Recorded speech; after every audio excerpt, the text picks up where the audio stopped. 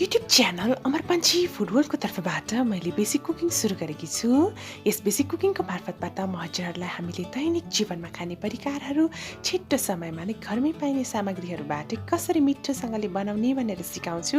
यसै सिलसिलामा आज म हजुरहरूलाई एकदमै सिम्पल अचार, यो मुला, केराउ र गोलभेडाको अचार बनाएर देखाउँदैछु। यसलाई बनाउन एकदम सजिलो छ र केवल 5 मिनेटमा नै सजिलैसँगले हामी यसलाई बनाउन सक्छौँ। यसलाई खाना, रोटी, नान, परोठा जेसँग खानु भए पनि हुन्छ। सुरुमा मैले प्यानमा चाहिँ 4 चम्चा तोरीको तेल तताएँ र सुरुमा 1 चम्चा यो मैले लसुन र 2वटा हरियो खुर्सानीलाई यसरी फ्राई गर्दैछु। यसले हल्का कलर चेन्ज गर्ने बित्तिकै म अरू चिजहरू हाल्छु। मैले प्याजलाई हालेँ, प्याज एउटा मैले युज गर्दैछु। यो रेसिपी आज म हजुरहरूलाई 3 जनाको लागि बनाउन जाँदैछु। यो अचार बनाउन एकदमै सजिलो छ। यतिको भइसकेपछि मैले रातो खुर्सानी राखेँ, आधा चम्चा र नुन आधा चम्चा पनि राखेँ। यो प्याज चाहिँ पुरै गोल्डन ब्राउन बनाइराख्नु पर्दैन अचारको लागि चाहिँ।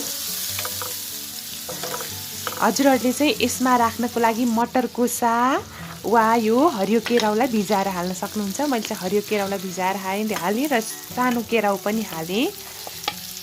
त्यसपछि मैले यसरी गोलभेडालाई पनि हालिदिएँ। गोलभेडा 2वटा हालेँ र केराउहरू चाहिँ मैले 2 चम्चा ठुलो चम्चाले हालेकी हुँ। यसलाई चाहिँ ग्रेभी नहुन्जेल हामीले पकाउनु पर्छ।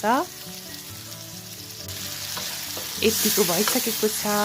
हजुरहरूलाई अझै अमिलो मनपर्छ भने यसमा एउटा कागती निचोरेर पनि हाल्न सक्नुहुन्छ। र यसरी मुलालाई पनि मैले हालेँ 35 ग्राम जति। यसरी लाम्चो लाम्चो गरेर काटेकी थिएँ मैले।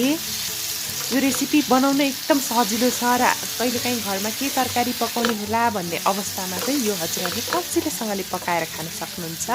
यसरी 2 मिनेट जति पकाउँछु र त्यसपछि हल्का मैले बेसार राखिदिएँ। यसरी मुला हालिसकेपछि 2 मिनेट एकदम लो फ्लेममा पकाउनु होला, 2 देखि 3 मिनेटसम्म। त्यसपछि यो अचार एकदम मिठोसँगले तयार हुन्छ। लास्टमा हजुरहरूले चाहनुहुन्छ भने धनिया पनि राख्न सक्नुहुन्छ र अमिलो मनपर्छ भने कागती एउटा निचोरेर हालिदिनु होला। मैले चाहिँ कागती हालिनँ।